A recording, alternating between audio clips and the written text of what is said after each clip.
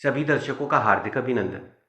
प्राणशक्ति आत्मोपचार की इस वर्कशॉप में आपका स्वागत है। प्राणशक्ति आत्मोपचार एक बहुत ही आसान विधि है जो कि प्राचीन भारत के तरीकों को मिला जुला के बनाई गई है, जिससे आप अपने जीवन में शांति और संतुलन आमंत्रित कर सकते हैं या इसको और अच्छा बना सकते हैं। यह विधि प्राणायाम के तरीकों पे थोड़ी सी एक्सरसाइज साथ में ध्यान के तरीकों पर आधारित है, जिससे आप अपनी ऊर्जा को अच्छा रख सकते हैं। और हमारा फोकस उस ऊर्जा पर है जो हमारे शरीर के चारों तरफ बह रही है, जिसको हम प्राण नाड़ियों, आभा मंडल, चक्रों के नाम से भी जानते हैं। हम हैं स्क्वाड्रन लीडर आशुतोष बहुगुणा। हमने करीब 13 साल एयरफोर्स में सर्विस करी, जहाँ पर हमने यूएन में, ट्रेनिंग अकेडमी में हैदराबाद में और नॉर्थ ईस्ट में, जेएनके में, सब जगह हेलीकॉप्टर पायलट की तरह सर्व किया।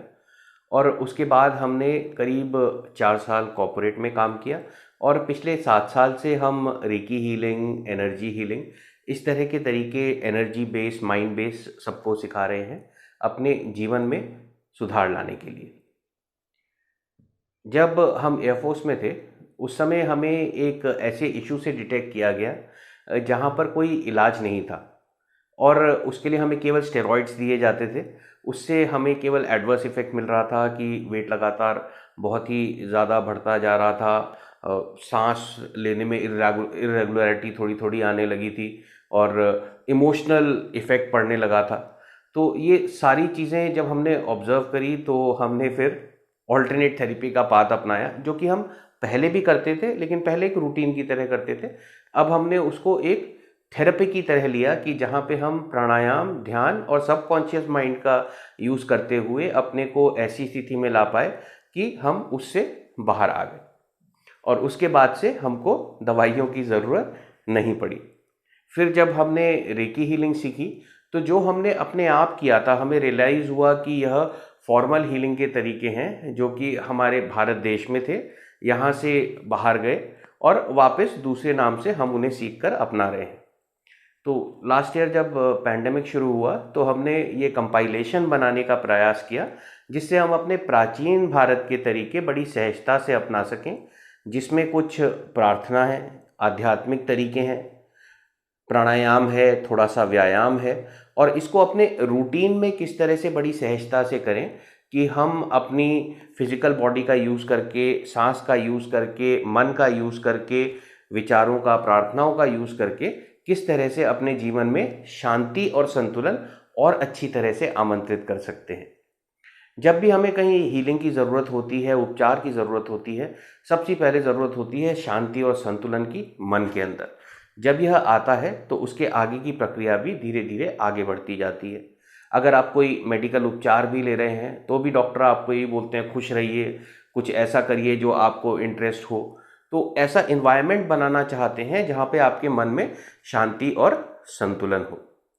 आज की जो हमारी साइंस है, इसमें हम भौतिक शरीर पर ध्यान देते हैं, लेकिन प्राचीन भारत में इस शरीर में केवल इस शरीर को नहीं माना जाता था, हम 3 शरीर को बोलते थे और जो सारा हमारा अस्तित्व है इसको आत्मा के चारों तरफ माना जाता था। यानी कि एक आत्मा है जो जीवन बदलती रहती है, आत्मा वही रहती है और उसके शरीर बदलते हैं। अब ये जो शरीर हैं, ये केवल ये शरीर नहीं है जो आपको दिख रहा है। यहाँ पर 3 शरीर हैं। एक तो सॉलिड बॉडी जो कि हम अभी देख पा रहे हैं, उसके अलावा एक सूक्ष्म शरीर, बहुत सारी नाड़ियों में या नलियों में ऊर्जा हमारे चारों तरफ बह रही है। भारत देश में इनको प्राण नाड़ियों का नाम दिया गया, जिसके लिए हम प्राणायाम करते हैं। या फिर चाइना में इसको मेरिडियंस का नाम दिया गया, जो आपने एक्यूपंक्चर के बारे में सुना होगा। मेरिडियन के पॉइंट्स पर या एक्यूपंक्चर पॉइंट्स पर देते हैं, जिससे मेरिडियंस में फ्लो अच्छा होता है। ये भी वही है, प्राण नाड़ी ही है, वहाँ पर अलग नाम दिया गया, यहाँ पर अलग नाम दिया गया। साथ में इससे चक्र एसोसिएटेड हैं और यह एक पूरा सिस्टम है। इसको नाम दिया गया आभा मंडल, यानी कि आभा यानी कि जो लाइट है, जैसे लाइट एनर्जी होती है वैसे ही यह एनर्जी है जो ग्लो कर सकती है, तो इसको नाम दिया गया आभा मंडल। और असल में जब आप आभा मंडल देखने की प्रैक्टिस करते हैं तो एक्चुअली आपको ग्लोइंग लाइट भी दिखती है। उसके अलावा एक कारण शरीर, स्थूल शरीर, सूक्ष्म शरीर और एक कारण शरीर, यानी कि जो हमारा अस्तित्व है, जिस कारण से हम हैं, और जो बोला जाता है कि आज की जो हमारी स्थिति है वो हमारे पिछले कर्मों के हिसाब से आज की स्थिति बन रही है। वैसे भी आज जो हम कर रहे हैं वो हमारा फ्यूचर ही बना रहा है। तो ये जो कारण शरीर है, इसमें बोला जाता है वो सारी ऊर्जाएं हैं जिसकी वजह से हमारा जीवन चल रहा है, और इसे एक आनंदमय स्थिति बोला गया। मतलब वो जगह ऐसी है जहाँ पे बिल्कुल शून्यता है और वहाँ से उभर के हमारा जीवन आ रहा है। और ये जो आत्मा और 3 शरीर हैं, इसकी ऊर्जा को 5 विभागों में बांटा गया और नाम दिया गया पंचकोश, यानी कि 5 लेयर्स। सबसे पहली लेयर सॉलिड एनर्जी की, जो कि हमारी बॉडी है। उसके बाद प्राण शरीर, जो हम नाड़ियों की बात कर रहे थे, और ये प्राण किस चीज से सबसे ज्यादा इफेक्ट होता है? हमारी सांस से, वात से। तो जो सांस से इफेक्ट होता है वो है प्राण शरीर। जब तक ये प्राण शरीर में प्रवाह है तब तक जीवन है। तो हम बोलते हैं कि सांस जैसी किसी की बंद हो गई, हम बोलते हैं प्राण चले गए, यानी कि जो प्राण शरीर है उसमें प्रवाह 0 हो गया, उसमें प्रवाह बंद हो गया, तो ये जीवन का जो आगे की यात्रा है वो भी इस शरीर के साथ बंद हो गई। तो प्राण, सॉलिड बॉडी, इसको हम अन्नमय कोश बोलते हैं, यानी कि जो अन्न से बनने वाला शरीर। उसके बाद प्राणमय शरीर, यानी कि जो प्राण ऊर्जा से बना है। उसके बाद जो तीसरा कोश है वो है मनोमय कोश, मन से बनी हुई ऊर्जा, यानी कि जो हमारी फिजिकल बॉडी है इसको काम करने में प्राणमय कोश हेल्प कर रहा है। जो हमारी मूवमेंट है, बोल रहे हैं, सुन रहे हैं, इंद्रियां हैं, कर्म इंद्रियां हैं, ये सारी चीजें प्राणमय कोश से संचालित हो रही हैं। अब ये जो सारी इंफॉर्मेशन इन सबसे जा रही है, जो माइंड में प्रोसेस हो रही है, जिसको हम माइंड बोलते हैं इंग्लिश में, वो मनोमय कोश है, जहां से हमारे विचार भावनाएं जाग रही हैं। तो यह मनोमय कोश हुआ, मन से रिलेटेड। तो जो हम मंत्र की बात करते हैं, ध्यान की बात करते हैं, यह हमारे मनोमय कोश पर प्रभाव डालता है। उसके बाद विज्ञानमय कोश, जो हमारा एक बैलेंस बना हुआ है ब्रह्मांड से, जो हमें अपने आप चीजें पता चलती हैं, जो हम बोलते हैं कि ईश्वर हर एक के अंदर है, गुरु हर एक के अंदर है। तो ये जो आपको सहज ज्ञान की प्राप्ति होती है कि आपको जीवन में करना क्या है, कर्म क्या करने हैं, कुछ होने वाला है, आपको पता चल जाता है। तो ये जो इंट्यूशन, एक बैलेंस है, जो आपके मन में उससे विचार आते हैं, जो आप उसके आगे कर्म करते हैं, तो ये सारी चीजें जो है विज्ञानमय कोश से कनेक्टेड है। उसके बाद लास्ट में है आनंदमय कोश, जिसको हमने कारण शरीर बोला था। आनंद की स्थिति जहां पर बिल्कुल शून्यता जैसी स्थिति है, और वहीं से हमको ऊर्जा प्राप्त हो रही है कि जिसके कारण यह जीवन चल रहा है। तो इस तरह से 5 कोश में विभाजित बोला गया है। तो इस शरीर की वजह से वो आभा मंडल नहीं है जो हमारे चारों तरफ है, उस आभा मंडल की वजह से यह शरीर है। यानी कि कारण शरीर की वजह से सूक्ष्म शरीर, सूक्ष्म शरीर की वजह से स्थूल शरीर। इसीलिए बोलते हैं कि जब प्राण चले गए तो जीवन चले गया और इस शरीर का आगे का संचालन बंद हो गया। इसीलिए योग विधियों में आप देखेंगे कि केवल योगासन से जो स्थूल शरीर है इस पे काम नहीं होता, प्राणायाम से आगे के जो शरीर हैं उस पर, और ध्यान से उसके भी आगे के शरीरों पर काम किया जाता है। तो यही सारी छोटी छोटी विधियां हमने इस सिस्टम में अपनाई हैं। अब एक हमारा जो फोकस इसमें रहेगा, हमारी एक्टिविटीज का, विचारों का, स्पिरिचुअल प्रैक्टिसेस का, ध्यान का, प्राणायाम का, वो जो हमें शरीर नहीं दिख रहा है इस पर भी हमारा पूरा फोकस रहेगा अपने जीवन को अच्छा करने के लिए।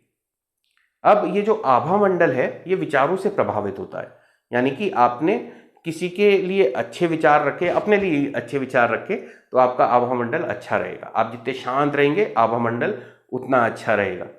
अगर विचार दूसरे दिशा में हुए, क्रोध के हुए, ईर्ष्या के हुए, दुर्भावना के हुए, दुष्कर्म के हुए, तो ऊर्जा उसी तरह से कम भी हो जाती है।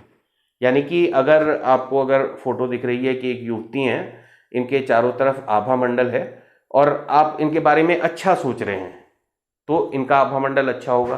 किसी के मन में कुछ कुविचार हैं तो इनके आभा मंडल पे प्रभाव अच्छा नहीं पड़ेगा। जिसमें कुविचार करे उसके आभा मंडल पे भी प्रभाव पड़ेगा, इनके आभा मंडल पे भी प्रभाव पड़ेगा। यानी कि अगर एक मूर्ति है और इसके बारे में कोई सोचे कि भाई कितनी सुंदर मूर्ति है, तो उसका आभा मंडल बड़ा हो जाएगा।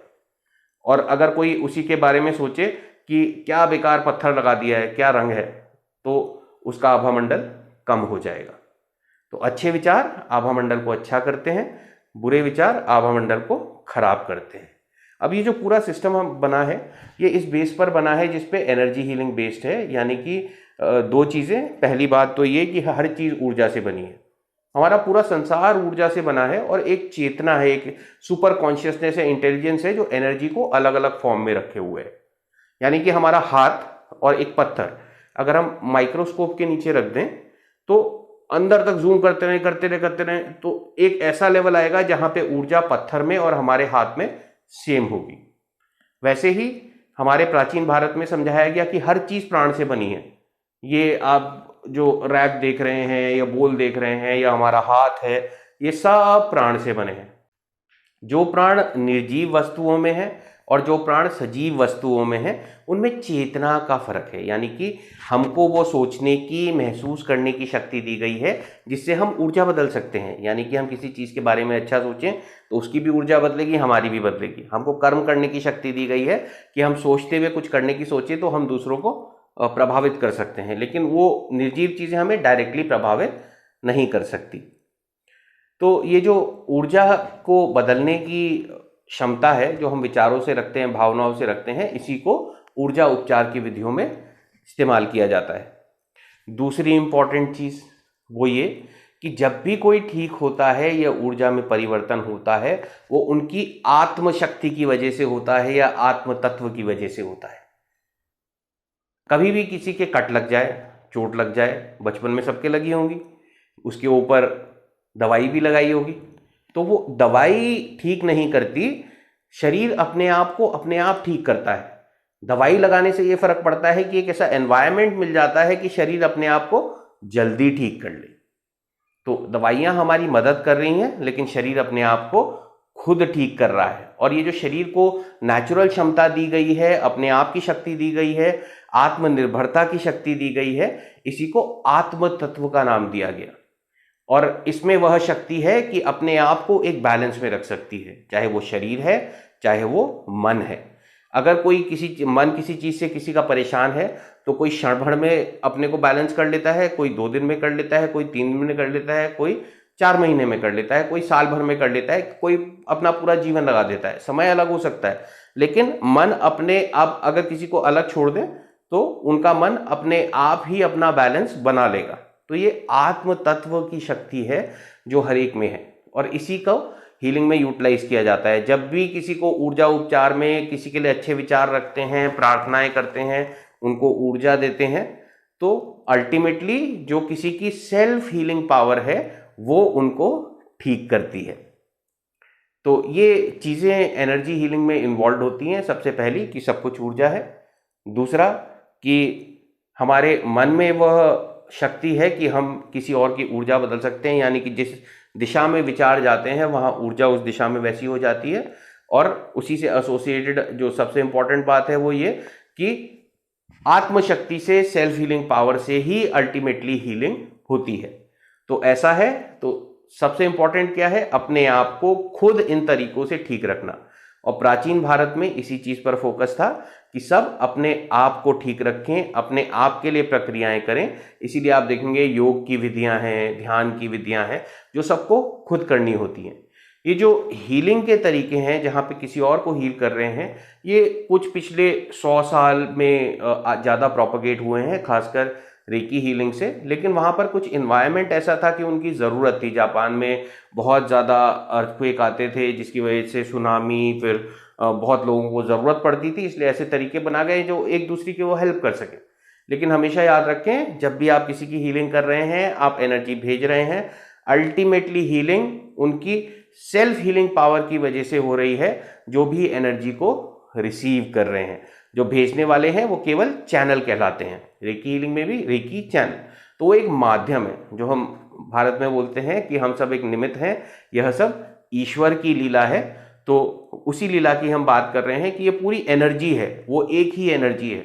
और ये कुछ इस तरह से है कि जैसे आप एक पानी का बोल ले लीजिए, आप उसके ऊपर थोड़ी सी आइस डाल लीजिए तो आपको थोड़ी सी भाप दिखेगी, सॉलिड आइस दिखेगी और तैरता हुआ पानी। या फिर आप जैसे समुद्र में देखें, जैसे टाइटैनिक मूवी में दिखाया था कि एक बहुत बड़ा आइसबर्ग है, वहां पे चारों तरफ फॉग हो रखा है और साथ में सी भी है। अब है तो सब एक ही तत्व, जल तत्व, पानी जिसे हम बोल रहे हैं, अब मॉलिक्यूलर स्ट्रक्चर बोलो H2O, लेकिन हमको दिख अलग अलग रहे हैं। वैसे ही अब इस संस्कृत जो संसार है, इसकी इंटेलिजेंस ने सारी एनर्जी को अलग अलग स्टेट में रखा हुआ है और इस एनर्जी में लगातार बदलाव हो रहे हैं। अगर बदलाव बंद हो जाए, ये दुनिया चलनी बंद हो जाएगी। तो ये जो लगातार बदलाव की स्थिति है, यह हमेशा चलती रहती है। इसीलिए बोला जाता है न सुख न दुख न सक्सेस न फेलियर, कोई भी चीज दुनिया में परमानेंट नहीं है। अगर हमको दिखता है कि हिमालय पर्वत यहाँ पर करोड़ों सालों से है, सारे युग निकलते गए और हिमालय पर्वत वहीं है, तो वो इसलिए कि दोनों की एज में डिफरेंस है, यानी कि शुरू होने में और उनके रिफॉर्मेशन में टाइम में डिफरेंस है। इंसान 100 साल, 150 साल, 200 साल में जो होता है कि रिफॉर्म होता रहता है, वो 10 करोड़ साल में, 25 करोड़, 50 करोड़ साल में रिफॉर्म होंगे। लेकिन अल्टीमेटली बोला यह जाता है कि जिसकी उत्पत्ति हुई है उसका ट्रांसफॉर्मेशन भी होगा और फिर उसका रीफॉर्मेशन भी होगा, जिसको कि ब्रह्मा विष्णु महेश के कॉन्सेप्ट से समझाया गया है कि एक क्रिएटर है, एक संचालन कर रहे हैं और एक उसको दोबारा से पुनर्निर्माण कर रहे हैं।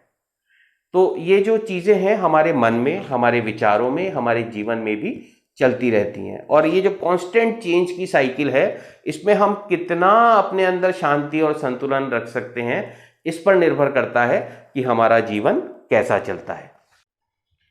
अभी हमने आभामंडल की बात करी थी, तो आइए कुछ छोटी सी एक्सरसाइज करें जिससे हम इस आभामंडल को देखने की, महसूस करने की प्रक्रिया करें, जो कि आगे जाके आपकी खुद की हीलिंग करने के लिए, कभी आप दूसरों की भी मदद करना चाहें तो उनकी हीलिंग करने के लिए आपके काम आएंगी। तो सबसे पहले हम आभामंडल को देखने की प्रक्रिया करते हैं। तो आपके पास अगर कॉपी और पेन है तो उसको ले लें और उसके बीच में एक डॉट बना लें, जैसे कि एक बिंदी होती है। अगर आपके पास कोई छोटी बिंदी है तो बिंदी उठा के चिपका लें। यहां पर आप पेपर के ऊपर इस तरह से एक डॉट बना लें, मोटा सा, इस तरह से। और इस डॉट को जितना आप पढ़ते हैं, आप अगर हाथ उठाने में इशू है तो टेबल पे रख लीजिए। इतने डिस्टेंस पे, करीब 1 फुट के आसपास, जितना आप पढ़ने के लिए इस्तेमाल करते हैं, 25 इंच से 1 फुट के आसपास तक, इस तरह से रख लीजिए, 1-1.5 फुट। और उस डॉट के बीच में लगातार देखिए, जो आपने मोटा गोला बनाया नीले रंग का, उसके बीच में भी आपको रंग में बदलाव दिखेंगे, उसके भी आप बीच में देखिए और कोई ऐसा पॉइंट लीजिए जिसपे आप लगातार फोकस करते रहें। कोशिश करिए कि अपनी बॉडी को रिलैक्स रखिए, देखते रहिए, पलके कम से कम झुकाइए। अगर आंख पे स्ट्रेन पड़ रहा है, पानी आ रहा है, आंखें दुख रही हैं, तो रोक दीजिएगा। देखते रहिए, देखते रहिए। धीरे धीरे आपको उसके चारों तरफ एक हल्की सी हेजी सी लाइट दिखती रहेगी। फिर भी फोकस वहीं पर रखिए जो कि आपने डॉट के बीच में पॉइंट दिया था।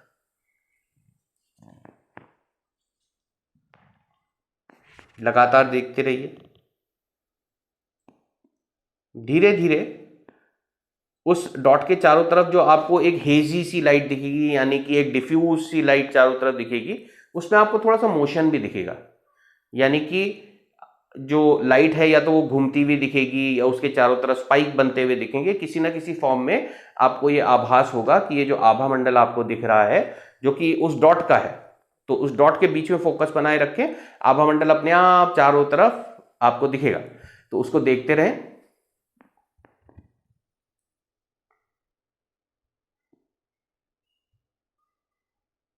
धीरे धीरे अगर उस पेपर पर लाइनें बनी हैं, तो आपको थोड़ी देर में जो लाइनें बनी हैं उसके चारों तरफ भी एक ब्राइट एनर्जी दिखने लगती है।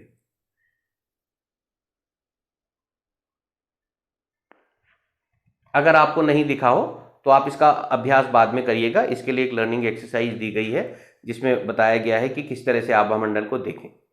तो जिन्होंने देख लिया, आप सबको शुभकामनाएं। कमेंट जरूर करें कि हाँ दिखा, ताकि बाकी सब प्रेरित हों कि हाँ दिखता है और इसको आगे प्रैक्टिस भी करें। अगर नहीं दिखा है तो बाद में प्रैक्टिस करिए, आपको अल्टीमेटली जरूर दिखेगा।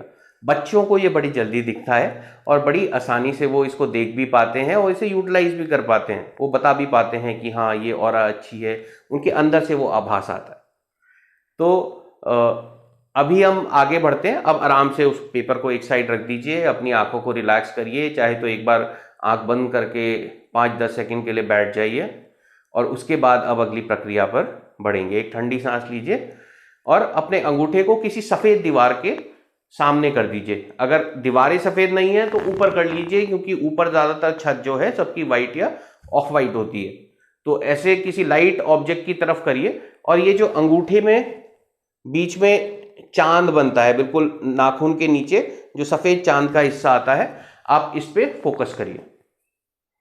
हाथ आगे रख के और उस पर फोकस करिए। हाथ अगर आप रखने में क्षमता नहीं रखते, टेबल पर रखिए इस तरह से या किसी चीज पर रखिए, उसके पीछे कुछ सफेद पेपर रख दीजिए और उस पर रख के देखिए।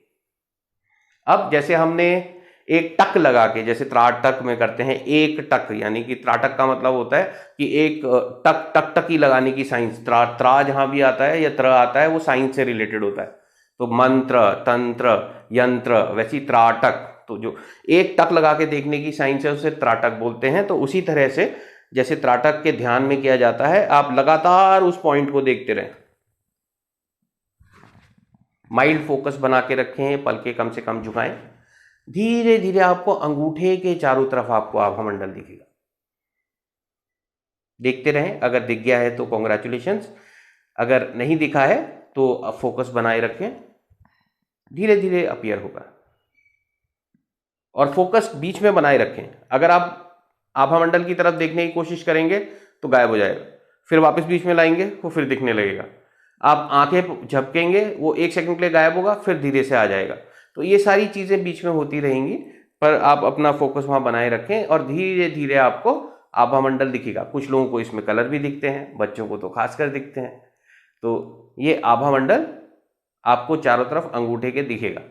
तो आपको दिखा है तो बहुत बहुत बधाई, नहीं दिखा है तो जरूर बाद में प्रैक्टिस करें। इसका जो लर्निंग वीडियो है ऑलरेडी चैनल पर है।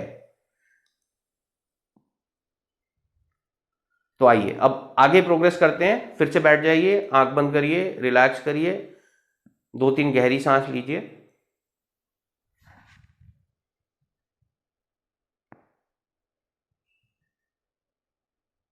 अब हम पूरे हाथ के आभा मंडल को देखेंगे। अब हाथ के पीछे बीच में कहीं फोकस करिए कि ये जैसे वी जो बन रहा है, इसके बीच में करीब यहाँ पर हाथ के बीच में कहीं अपने स्किन पर एक कोई पॉइंट ले लीजिए।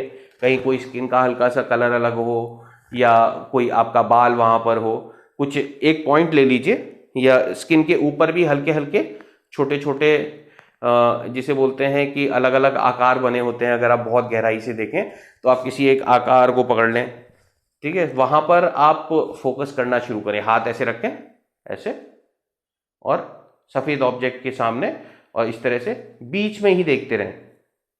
साइड में देखने की कोशिश ना करें, बीच में ही देखें, फोकस बीच में बना के रखें। जो आपका पेरिफेरल विजन है, यानी कि जो आपको बाहर को चीजें दिखती हैं, उसमें आपको आभा मंडल अपने आप दिखने लगेगा और आप देखेंगे कि जितना पहली बार में दिखा था, इस बार उससे जल्दी दिखेगा।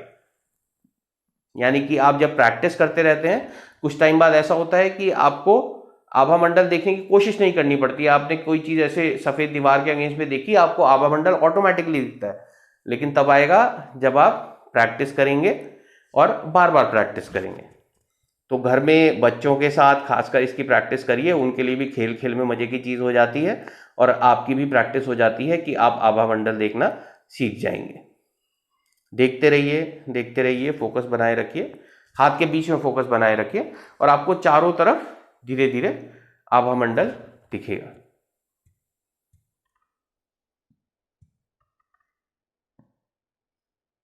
बॉडी की मसल्स को बिल्कुल लूज रखिए, मन को शांत रखिए, माइल्ड फोकस बना के रखिए, आपको आभा मंडल जरूर दिखेगा।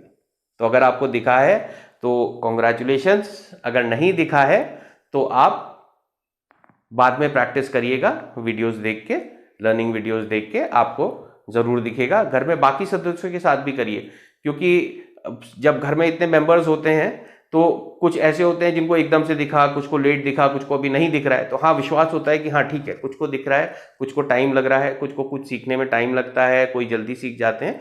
तो यह चीज होती है, लेकिन अल्टीमेटली सबको दिख जाता है जब प्रैक्टिस करते रहते हैं। आइए अब आभा मंडल को महसूस करने की कोशिश करें। तो फिर से हाथ नीचे कर लें, रिलैक्स करें, ठंडी सांस लें। हम थोड़ा सा पीछे हो जाते हैं बताने के लिए। जो आभामंडल को महसूस करने की प्रक्रिया है उसमें आप पहले अपने हाथ को गर्म कर लें, हाथ की एनर्जी बढ़ा लें। अब उसके 2-3 तरीके हैं। या तो ऐसे करके जब ताली बजाते हैं तो ये सारे जितने हाथ के पॉइंट हैं, प्रेशर पॉइंट्स, ये सारे दबते हैं। तो आप देखेंगे खासकर पार्क में जाएंगे तो काफी वृद्ध लोग में ये फेमस तरीका है कि ऐसे करके जोर जोर से ताली बजाएंगे, साथ में नीचे ऊपर झुक के जोर जोर से हा हा हा हा हा करके हंसते भी। तो ये एक तरीका होता है कि आप अपनी सांस को तेजी से लेते हैं, अपने फेफड़ों की जो पावर है उसको बढ़ाते हैं, लंग पावर को, और साथ में हाथ ऐसे करते हैं। अब इससे हो क्या रहा है, दबाने से आपके सारे जितने प्रेशर पॉइंट्स हैं वो दब रहे हैं, हाथ की एनर्जी अच्छी होती है। तो आप ऐसे करके 3-4 बार ताली बजाइए, साथ में हाथ के बीच में इस तरह से प्रेस करिए कई बार, दोनों हाथों के बीच में। अब इससे होगा क्या, आपके हाथों के थ्रू जो एनर्जी संचालित हो रही है, फिजिकल शरीर पे काम कर रहे हैं, लेकिन फर्क किस पे पड़ेगा, जो एनर्जी फ्लो इसके थ्रू जा रहा है। ऐसे करके हाथ को दबाइए, साथ में बीच में आप उंगलियों को भी इस तरह से करिए। ठीक है, एक बार ईश्वर का नाम लीजिए, जो प्राण शक्ति है उसके प्रवाह की, बहुत अच्छे प्रवाह की कामना करिए, पूरी ऊर्जा के, आभामंडल के बहुत अच्छे प्रवाह की कामना करिए, और हाथ को ऐसे मल के अब गर्म करिए। जब आप हाथ थोड़े गर्म करने लगे, अब पहले देखिए उसके बाद करिएगा। हाथों को ऐसे करके और बाहर की तरफ फैला दें, जितना भी हाथ बाहर को जाते हैं, और उसके बाद आंख बंद करें, हाथों को बिल्कुल लूज रखें, धीरे धीरे करके हाथ अंदर को लेकर आए।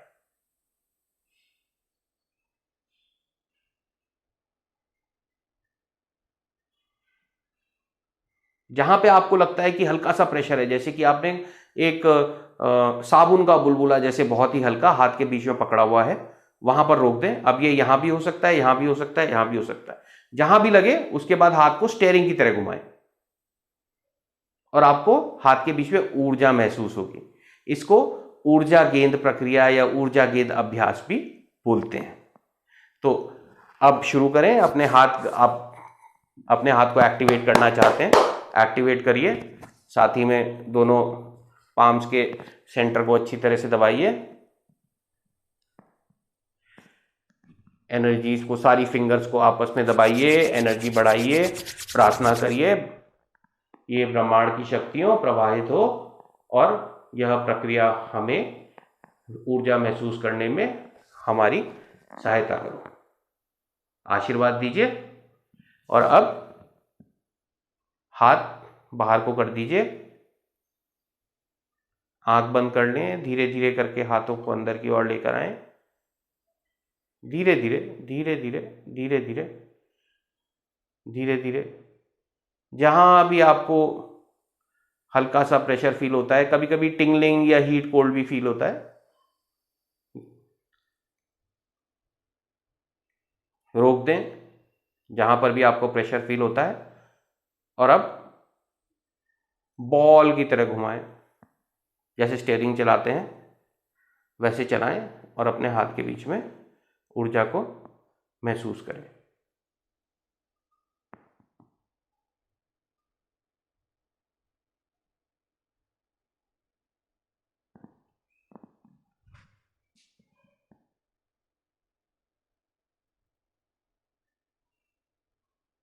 अगर आप कर पाए हैं तो कमेंट जरूर करें। आपको शुभकामनाएं, ताकि आप बाकी सबको प्रेरित करें कि हाँ भाई हमें फील हुई, ताकि जिनको नहीं हुई वो इस एक्सरसाइज को दोबारा दोहराएं। लर्निंग वीडियोस में इसको सिखाया गया है, तो इसको आप दोबारा से दोहरा के आप इसको कर सकते हैं। और इससे फ़ायदा क्या होता है कि आपको ऊर्जा के एक तरह से जो बोलते हैं निरीक्षण के लिए ये टूल्स मिल जाते हैं कि आपने देखा तो किसी चीज़ की ऊर्जा कैसी है, आपने अगर हाथ किसी चीज़ की तरफ किया कितना प्रेशर आ रहा है, उससे आपको पता चल जाता है कि हमारी ऊर्जा कैसी है। तो ये धीरे धीरे अभ्यास के साथ ये सारी चीज़ें आपकी मदद करते हैं।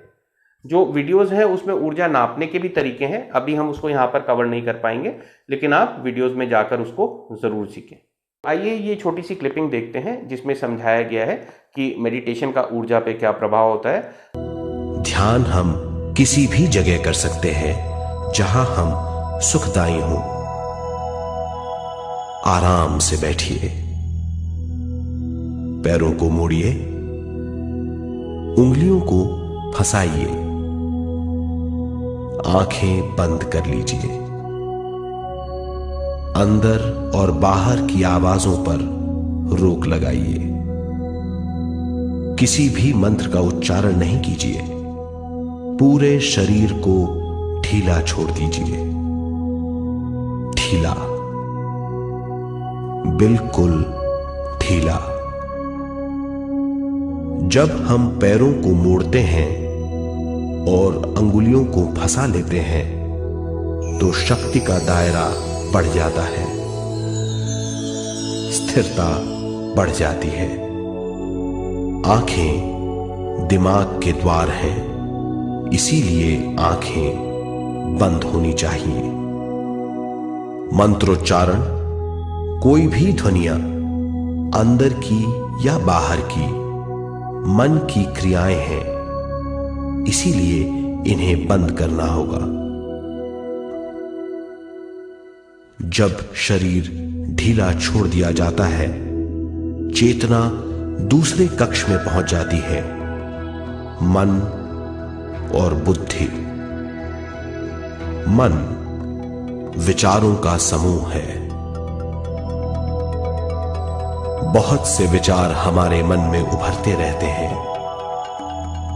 जब विचार आते हैं तो प्रश्न भी उठ खड़े होते हैं, जाने और अनजाने। मन और बुद्धि को भावातीत करने के लिए हमें अपनी सांस पर ध्यान देना चाहिए। अपने आप पर ध्यान देना हमारी प्रकृति है। जानबूझकर सांस न लीजिए। जानबूझकर सांस लीजिए, न छोड़िए। सांस लेना या छोड़ना अनायास होना चाहिए। प्राकृतिक सांस पर ध्यान दीजिए। ये इसकी व्याख्या है, यही तरीका है।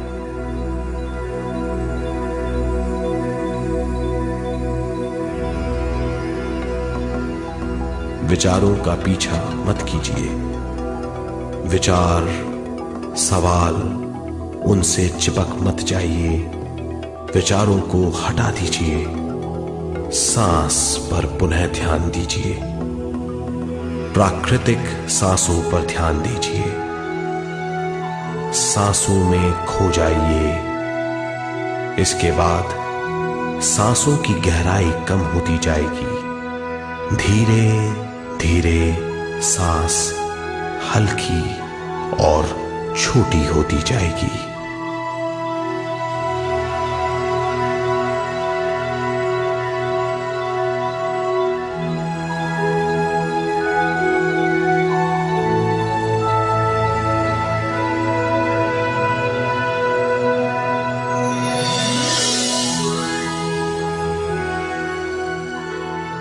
आखिर में सांस बहुत छोटी हो जाएगी और दोनों भावों के बीच में चमक का रूप ले लेगी। इस दशा में हर किसी में न सांस रहेगी न विचार।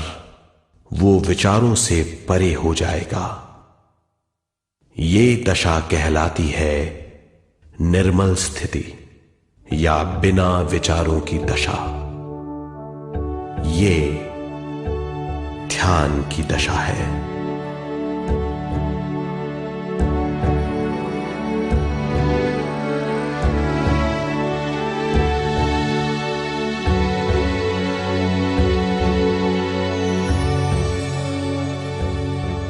ये वो अवस्था है जब हम पर विश्व शक्ति की बौछार होने लगती है।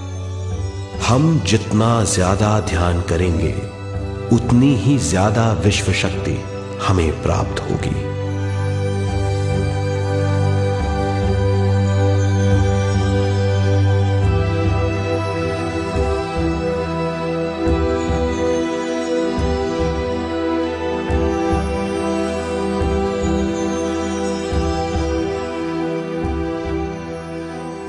विश्व शक्ति प्राणमय शरीर की शक्ति में प्रवाह करती है। शक्ति से भरा हुआ शरीर प्राणमय कहलाता है।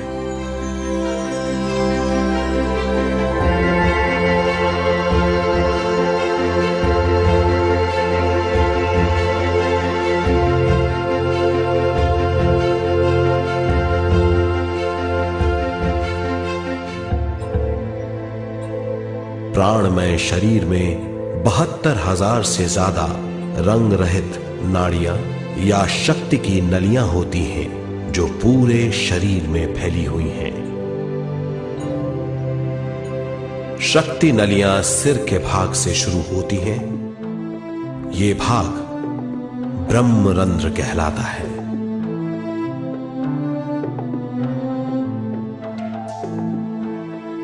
ये नलियां सारे शरीर में पेड़ की जड़ों और डालियों की तरह फैली हुई हैं।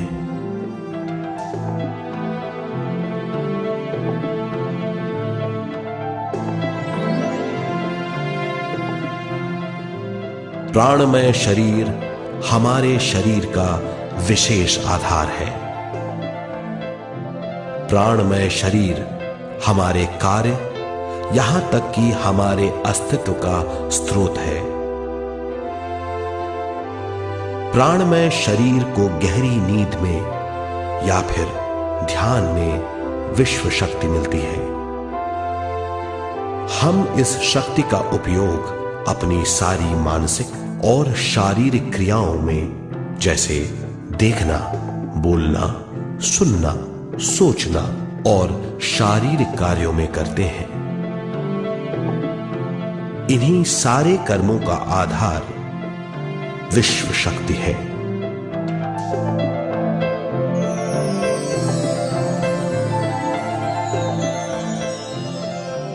विश्व शक्ति का बहाव केवल हमारे विचारों पर आधारित है। जब हम सोचने लगते हैं तो विश्व शक्ति का बहाव रुक जाता है। मतलब यह है, हमारा सोचना विश्व शक्ति का बांध है। जब विश्व शक्ति का बहाव कम हो जाता है तो शक्ति नलियों में कम शक्ति पहुंचती है। ये कमी हमारे शरीर की शक्ति में रंग रहित सूक्ष्म धब्बे डाल देती है। ये धब्बे धीरे धीरे हमारी शरीर में बीमारी पैदा करते हैं। मतलब यह है कि हमारे प्राणमय शरीर में शक्ति की कमी सारी बीमारियों की जड़ है।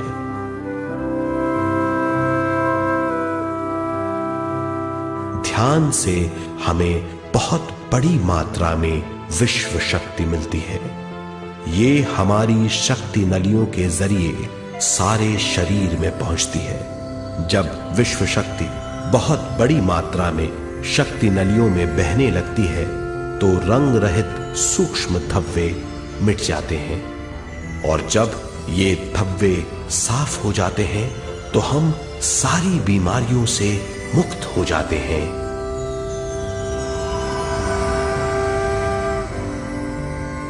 जब ब्रह्मरंध्र में शक्ति बहने लगती है तो हमें सिर में और सारे शरीर में भारीपन लगने लगता है।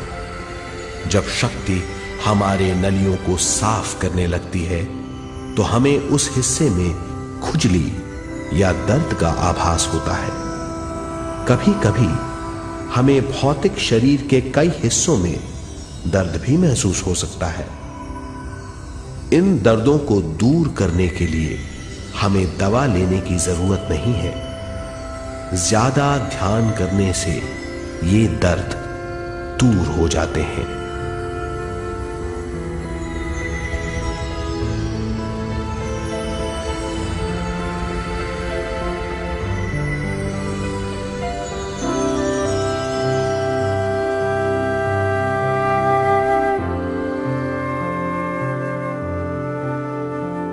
ध्यान के द्वारा ज्यादा विश्व संजोने से हम सारी मानसिक और शारीरिक बीमारियों से छुटकारा पा सकते हैं। आशा है इन एनिमेशन से आपको एक अच्छा अनुमान हुआ होगा कि मन को शांत रखने से, संतुलित रखने से किस तरह से ऊर्जा का प्रवाह तेज रहता है और हमारे शरीर में, जीवन में सारी स्थितियां अच्छी रहती हैं। प्राण नाड़ियां अच्छी रहती हैं, प्राण शरीर रहता है तो बाकी चीज़ें भी ठीक रहती हैं। अब हम 4:45 पर मिलेंगे शक्तिपात के लिए। एक ब्रेक ले लीजिए, उसके बाद आराम से एक ऐसी जगह पर बैठ जाइएगा जहां पर आप 1 घंटे तक बैठकर ध्यान कर सकते हैं। 1 घंटे का ध्यान नहीं होगा, पर ऐसी जगह जहाँ पर आप एक लंबे टाइम तक ध्यान कर सकें, और उसके बाद हम आपको आगे की प्रक्रिया बताएंगे। अब मिलेंगे 4:45 पर। बहुत बहुत धन्यवाद।